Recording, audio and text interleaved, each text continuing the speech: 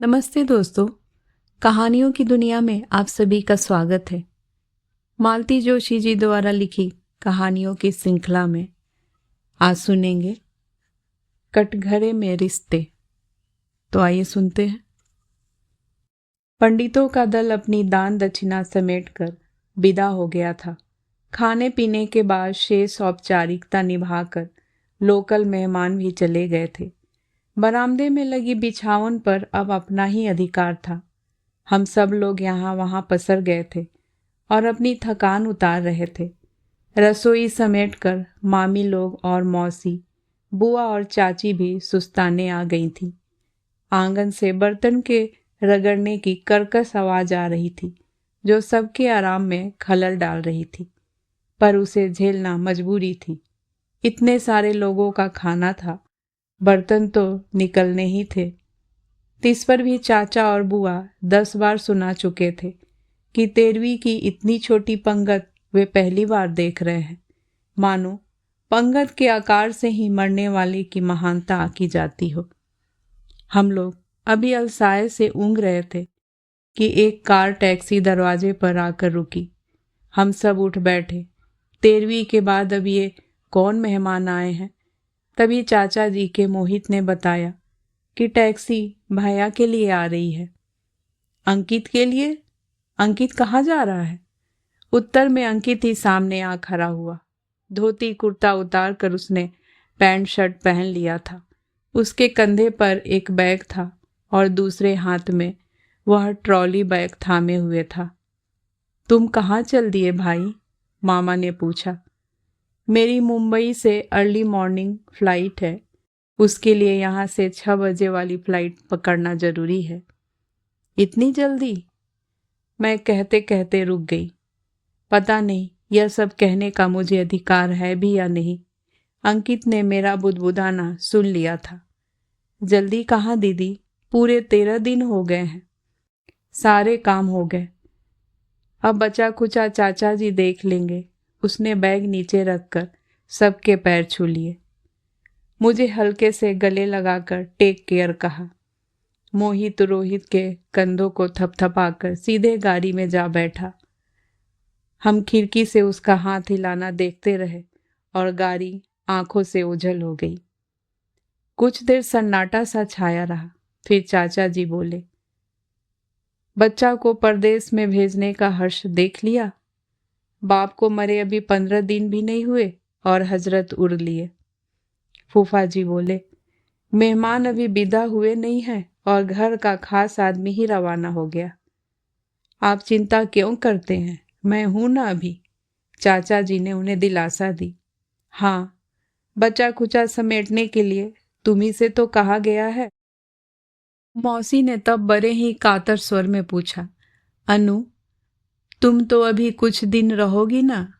हाँ मौसी, इसीलिए तो देर से आई हूँ, ताकि सब लोगों के जाने के बाद मम्मी के पास कुछ दिन रह सकूं। अब उन लोगों को मैं कैसे बताती कि मेरा तो आने का कोई इरादा ही नहीं था। मुझे तो सास ने और उनके बेटे ने ठेल कर भेजा था। माँ जी का कहना था कि आखिर को वो तुम्हारे पिता थे। ऐसे समय में मान अपमान सब भूल जाना चाहिए। सुबोध ने कहा, जब अंकित ने खुद फोन करके सूचना दी है तो इसका मतलब है वे लोग तुम्हें एक्सपेक्ट कर रहे हैं।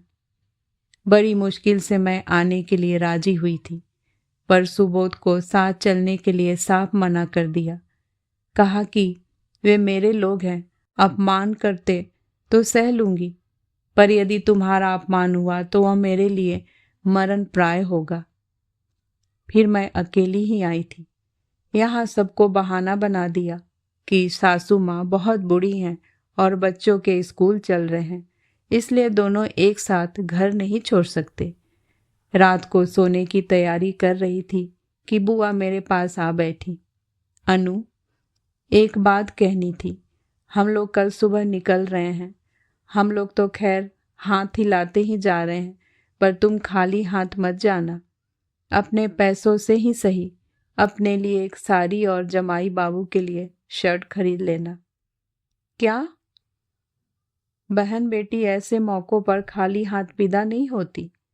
खैर, मेरे यहाँ तो कोई पूछने वाला नहीं है, पर तेरे यहाँ तो सासू बैठी है ना।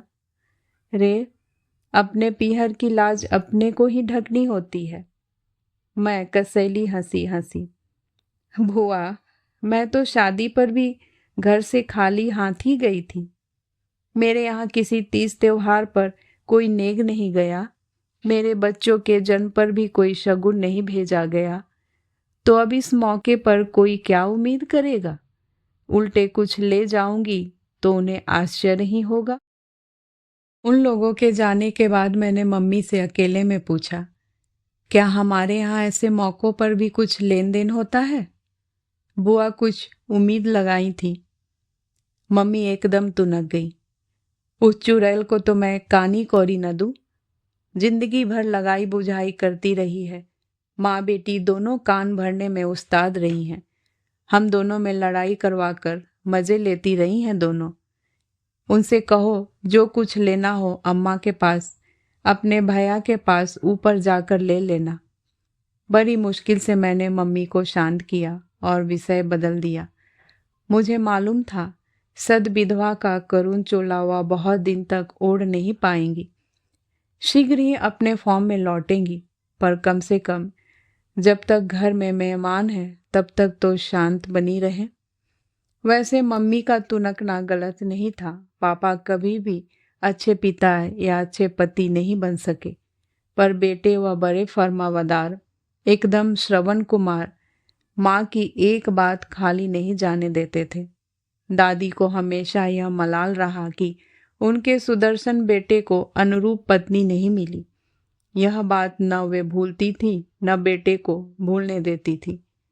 यही एक मुद्दा था जिसे वे हथियार की तरह इस्तेमाल करती थी।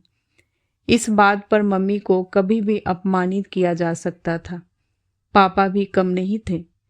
अपनी एमए पीएचडी पत्नी को जब तब मानसिक रूप से और कभी कभी शारीरिक रूप से भी प्रताड़ित करने में ही अपने पौरुष की सार्थकता समझते थे।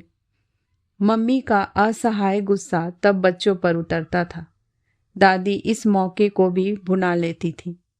बच्चों को झट से अपने आंचल में छुपा लेती और माँ के लिए मन में जहर भर देती। बुआ जब भी आती दादी का जोर दुगना हो जाता। घर हमेशा एक शीत युद्ध के साये में थरथराता रहता। घर के इस विपरीत और कलहपूर्ण वातावरण के कारण मैं अपने स्नेह का अवलंबन बाहर ही खोजती रही। स्कूल में मेरी ढेर सारी सहेलियां थीं, पर उन्हें घर लाने का साहस मैं कभी नहीं कर पाई। मैं खुद ही घर से भागी भागी फिरती और सबकी डांट खाती थी। कॉलेज पहुंचने तक मेरी वृत्ति में थोड़ा ठहराव आ गया था। थोड़ी बहुत अकल भी आ गई थी। दादी की कारगुजारिशों का रहस्य भी समझ में आने लगा था, पर तब तक बहुत देर हो चुकी थी। दादी संसार से जा चुकी थी और जितना नुकसान होना था हो चुका था। घर की परिस्थितियों के कारण ही शायद मैं जल्दी परिपक्व हो गई थी। जिस तिस के गले में बाहें डालना मैंने छोड़ दिया था, इसलिए शायद मैं सुबोध जैसा सुपात्र अपने लिए खोज पाई। पर उसे भी घर लाने की, मम्मी पापा से मिलवाने की मेरी हिम्मत नहीं पड़ी। अपने दुर्दांत पिता की संभावित प्रतिक्रिया से मैं डरी डरी सी थी। मेरी लाख कोशिशों के बावजूद यह बात दबी ढकी नहीं रह सकी। घर वालों को भनक पड़ गई। पापा के सामने मेरी पेशी हुई और काफ़ी लानत मलानत की गई। अक्सर ऐसे अवसरों पर माँ का सहारा एक आश्वस्ति बनकर साथ में खड़ी होती है, पर मम्मी के साथ तो इस तरह का रिश्ता कभी रहा ही नहीं। समझ गई कि इस शादी के लिए घर से स्वीकृति मिलना लगभग असंभव है। घर से भागकर शादी करने के सिवा कोई चारा नहीं था।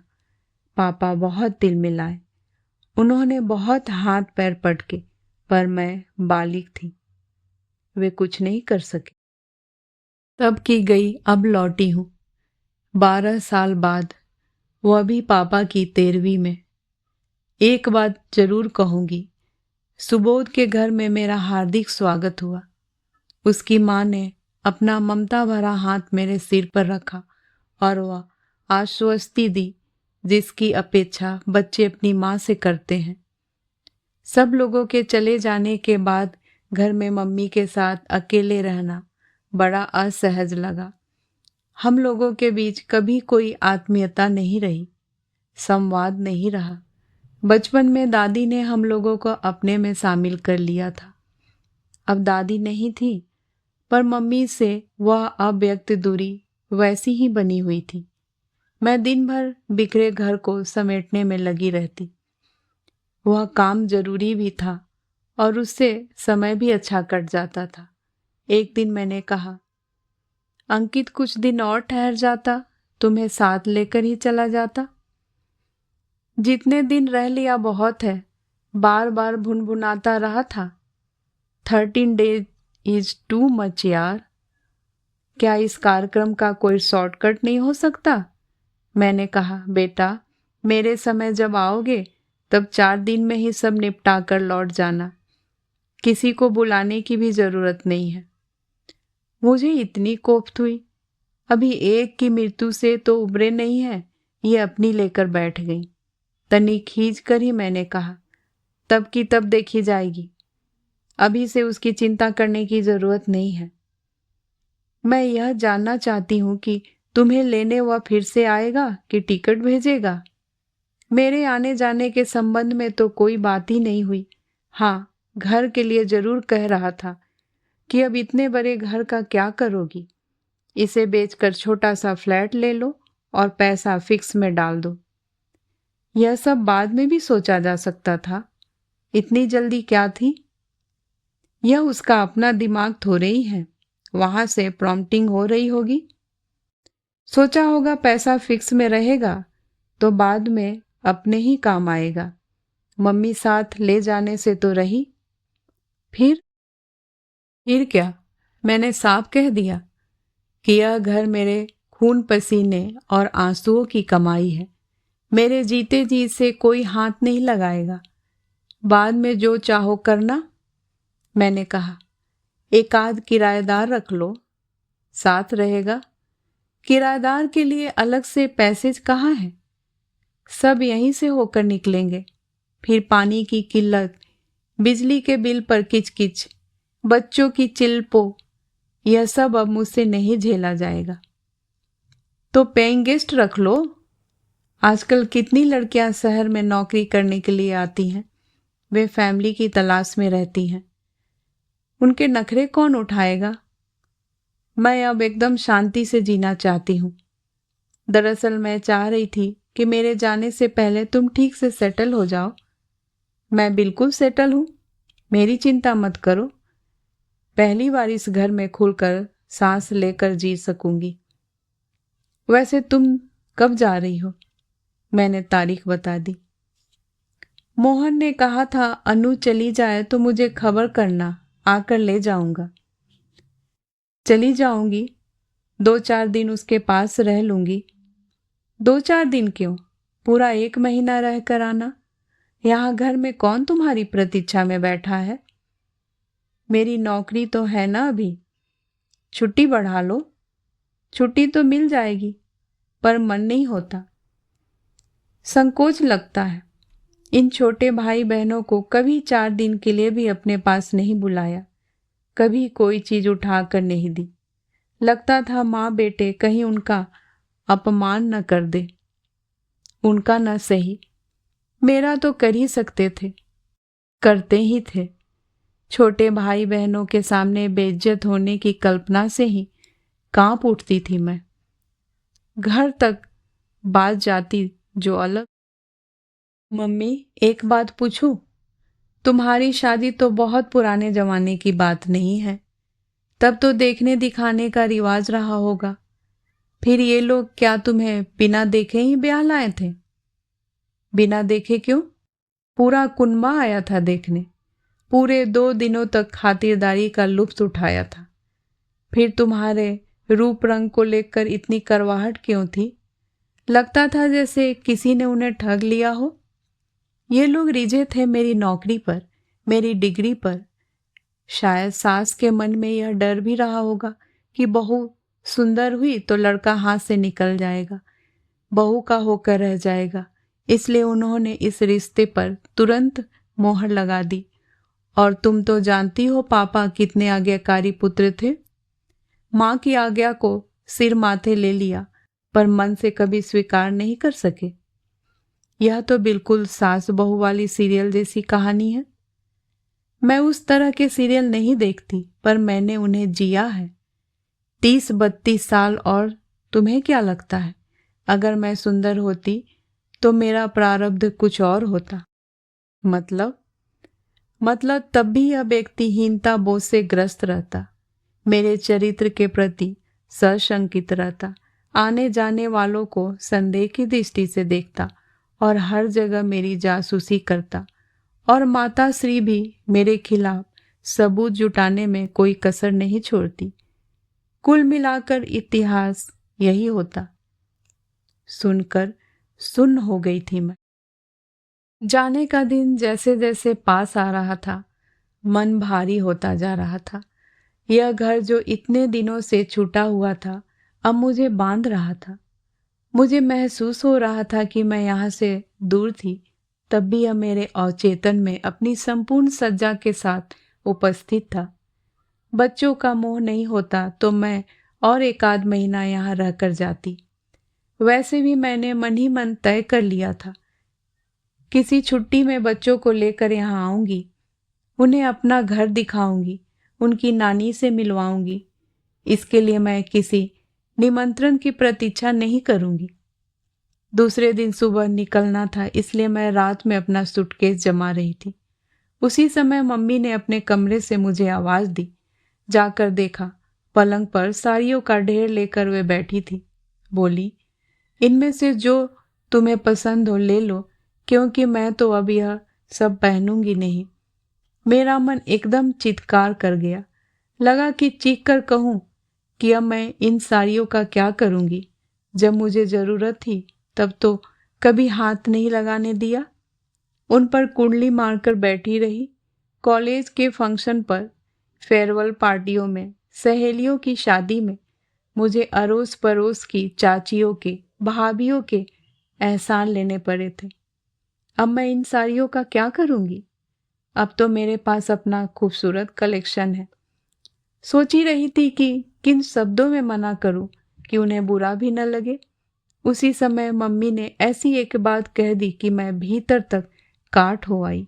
बोली, तुम्हारे पापा ने मुझे और तो कोई सुख दिया ही नहीं, एक पहनने ओढ़ने का सुख था, वह भी अब छीन लिया। मैंने तुरंत कहा, मम्मी किस जमाने की बात कर रही हो तुम? वह शादियों वाले सफेद पोशाक अब कोई नहीं पहनता। फिर तुम तो जॉब में हो, तुम्हें हमेशा प्रेजेंटेबल रहना चाहिए। इसके बाद मैंने उनके उत्तर की प्रतीक्षा नहीं की। साड़ियाँ उठाकर फिर से अलमारी में जमाना शुरू कर दिया। जीवन में शायद पहली बार मैं उनकी अलमारी छू रही थी। उसके भीतर का संसार मेरे लिए अनजाना था और मैं बाल सुलभ जिज्ञासा से उसे देख रही थी। पलंग पर जब 2-3 साड़ियाँ ही रह गई तो मम्मी ने कहा, क्या तुम एक भी नहीं रखोगी? मुझे लगा उनका स्वर कातर हो आया है, या हो सकता है मेरा भ्रम हो। पर उसके बाद मैंने बाकी साड़ियों को वहीं छोड़ दिया और अलमारी बंद कर दिया। सोच लिया इन्हें साथ लेकर जाऊंगी। एकाएक मुझे मम्मी पर ममता हो आई। मैंने कहा, मम्मी तुम्हें अकेले छोड़कर जाने को दिल नहीं कर रहा। कुछ दिन मेरे पास चलकर रहो ना, अच्छा लगेगा। तुम्हारे पास? वहां तुम्हारी सास भी होंगी ना? वे क्या सोचेंगी? कुछ नहीं सोचेंगी, बल्कि उन्हें अच्छा लगेगा। वे पारंपरिक सासों की तरह नहीं हैं, एकदम अलग हैं। तब तो उनसे जरूर मिलना चाहूंगी, पर उससे पहले थोड़ा मन बनाना होगा, हिम्मत जुटानी होगी। और मेरे अकेलेपन की चिंता मत करो, मैं तो सदा से अकेली हूँ। भरे पूरे परिवार के बीच भी अकेली थी। न पति अपने थे, न बच्चे। सास ननद का तो खैर सवाल ही नहीं उठता। शुरू शुरू में देवर ने थोड़ा अपनापन जताया था, पर उसके इतने अर्थ निकाले गए कि बेचारे भाग खड़े हुए। अब तो इस अकेलेपन की आदत सी पड़ गई है, बल्कि भीड़ में ही जी घबराता है। मम्मी ने हम सबको, मुझे, अंकित और पापा को कटघरे में खड़ा कर दिया था और हमारे पास बचाव की कोई दलील नहीं। कहानी सुनने के लिए बहुत बहुत धन्यवाद। मैं फिर हाजिर होगी एक नई कहानी के साथ। तब तक के लिए नमस्कार।